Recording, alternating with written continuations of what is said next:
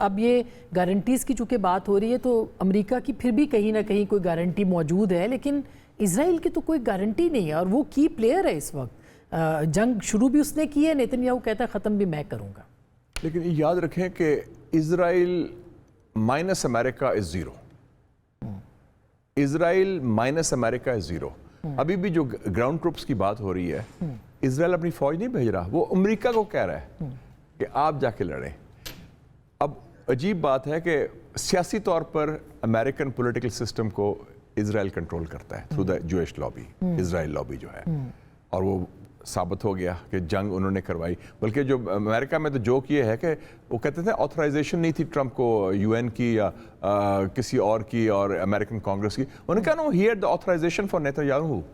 اس نے Netanyahu نے authorization دی تھی. تو وہ بڑا کلیئرلی ہے. لیکن ملیٹریلی اگر جو اسرائیل کا گندا کام کرنا ہے وہ تو امریکہ کرتا ہے. تو اگر امریکہ نہ ہو تو اسرائیل کی تو نہ جرت ہے، نہ ان کے پاس اس قسم کی صلاحیت ہے، نہ اتنی ہمت ہے کہ وہ سارا کر سکیں، بلی بوائے جو آف دا مڈل ایسٹ بنے. تو اس لیے اس حوالے سے جو ڈیسائسو رول ہوگا وہ یو ایس کا ہوگا. اگر وہ کہہ دیں کہ نو مور وار، انف از انف. اور ٹرمپ کو یہ ہے کہ میری پولیٹیکل سروائیول کا لنک اس سے ہوگا. ایگزیکٹلی. کیونکہ وہ تو پھر he is losing the midterm elections. اور مڈ ٹرم الیکشنز صرف ہارے گا نہیں، اس کے بعد پھر امپیچ ہوگا.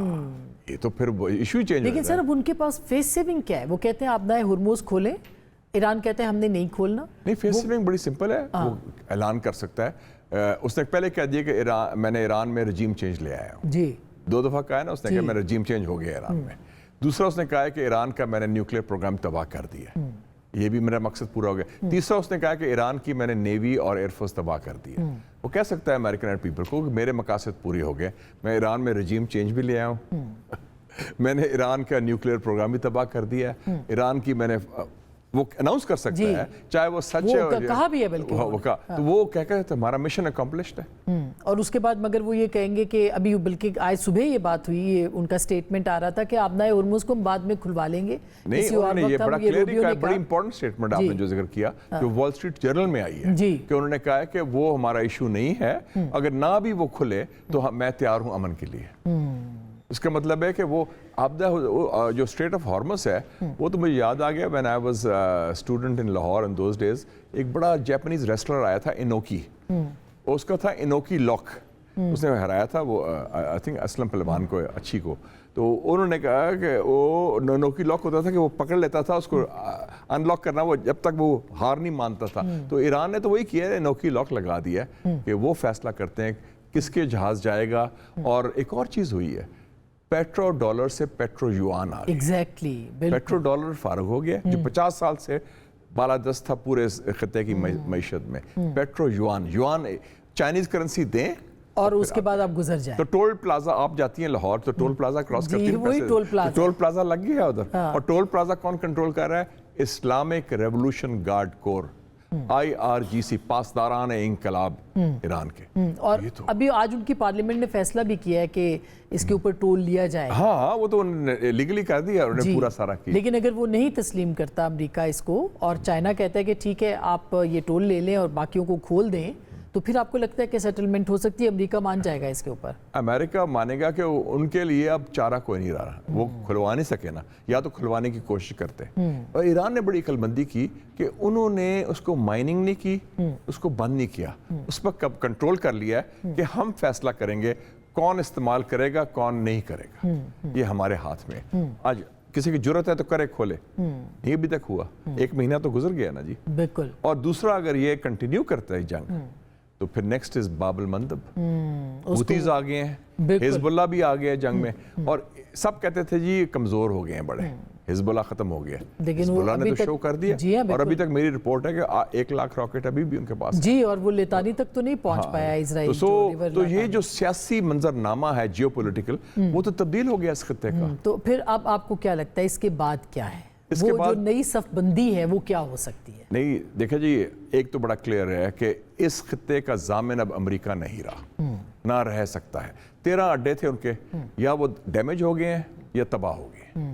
تو وہ اڈے جو آپ نے رکھے تھے حفاظت کے لیے، جس کے لیے آپ نے پیسہ دیا تھا، جس کی فوج تھی 40,000 فوج تھی، کدھر گئی؟ ختم. तो उसका मुतबादल ये जो 4 का ममालिक का जो अलायंस बन गया है ना, मैं समझता हूँ कि ये बड़ा इम्पोर्टेंट है। और 2 स्टेटमेंट्स आ भी चुके हैं। शेख हमद बिन जासिम जो प्राइम मिनिस्टर ऑफ कतर है, उसने क्या कहा है कि गल्फ स्टेट्स जो हैं GCC के मुल्क एक नेटो स्टाइल अपना अलायंस बनाए जिसमें पाकिस्तान और तुर्की को शामिल करें जी। और कल उसमें में ईरान भी हो सकता है इसमें बाद में। आई थिंक ईरान हो सकता है जंग के बाद, क्योंकि 2 ममालिक जो हैं गल्फ के वो साफ कह रहे हैं, कतर और ओमान, कि ईरान हमारा पड़ोसी है जी। ईरान हमारा मुसलमान मुल्क है और हमें ईरान के साथ को एग्जिस्ट करना चाहिए पुरअमन बकाए बहामी की बुनियाद पर। और दूसरा जो कल कुवैत के एक प्रोफेसर ने, इंटेलेक्चुअल बड़ा मशहूर है, उसने कहा है कि अब तो वाज़ेह हो गया हमारी हिफाजत या तुर्की और पाकिस्तान कर सकते हैं और हमें चाहिए कि हम उनसे इत्तेहाद करें। तो एक जो रीजनल अलायंस वो हो गया, और ग्लोबली जो जंग अमेरिका ने करनी थी चीन के खिलाफ, वो जंग अब नहीं होगी। और देखें अल्लाह की शान आसमा साहिबा, गल्फ कंट्रीज ने ड्रोन कहाँ से लिए हैं अब? ज़ेलेंस्की जी, यूक्रेन का सदर आ रहा है वो उनको हेल्प करने के लिए, यानी कि अमेरिका हेल्प नहीं कर रहा।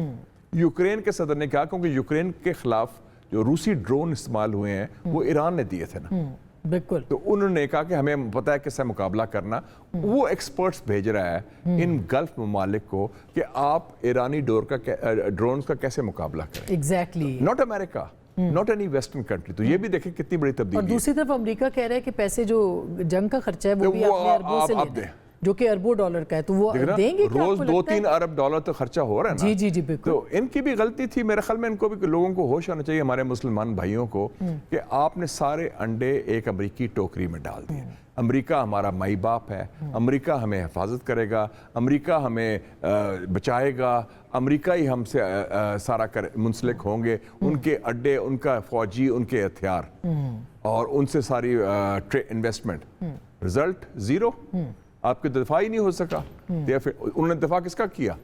उन्होंने इजराइल का, वो भी नहीं कर सके। जी, आयरन डोम भी फेल हो गया। जी, वो भी फेल हो गया। और अमेरिका अपना दिफा क्या कर रहा है? वो खुद स्ट्रेट ऑफ हॉर्मुज़ नहीं खोल सका।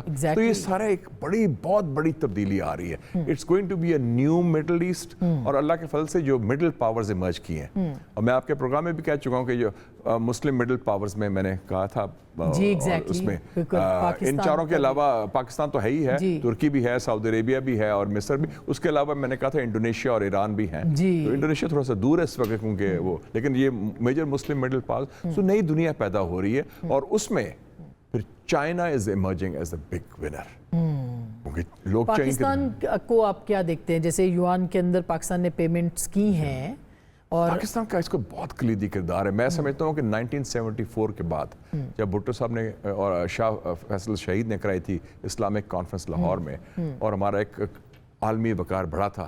हालांकि 71 में हम 2 लख्त हुए थे बैरूनी जारियत के बाद। उसके बाद ये हमारा एक ऐसा रोल अब इमर्ज कर रहा है कि तेहरान हो, सऊदी अरेबिया हो, चीन हो, अमेरिका हो, सबको इत्मीद है इस्लामाबाद पर कि जी इस्लामाबाद जो है, पाकिस्तान जो है, ये आपको एक रास्ता दे सकता है, अमन के लिए भी, सलामती के लिए भी, और सफारतकारी के लिए भी। So that's a very unique role, और इसीलिए वो रो रहे हैं। हिंदुस्तान में तो सफाए मातम है वो तो। बिल्कुल। लास्ट क्वेश्चन सर, हम कहाँ खड़े हैं? यानी हम किस अलायंस के साथ? ऑफ कोर्स जो एक नेचुरल अलायंस हमारा चीन और इस पूरे रीजन के अंदर बनता है, हम वहीं खड़े होंगे? हम तारीख के सही रुख के साथ खड़े हैं। इसको जंग है राइट और रॉन्ग की। और जैसे लोग कहते हैं कि ये जंग है हुसैनियत और यजीदियत की, राइट, कौन एक मजलूम है और एक हक और बातिल की, बिल्कुल। तो उसमें हम राइट साइड करें। और एक बात है कि एशिया की सदी आ चुकी है, और एशिया की सदी में उभरती कुव्वत चाइना है। America is on decline, America का जवाल शुरू हो गया है, American sanctuary is going down, और मगरिब टूट चुका है, यूरोप अलहदा हो गया है, इटली स्पेन ने बगावत कर दी है, इवन बरतानिया ने जो पुडल है अमेरिका का, उससे बगावत करती है। तो एक नई दुनिया उभरी है। देख मशरक से उभरते हुए सूरज को देख। अल्लामा इकबाल ने क्या कहा था, वो मशरक में सूरज। बड़ा अच्छा आपने मुझे जो है ना वो एक्स्ट्रो दे दिया है प्रोग्राम को वाइंड अप करने के लिए।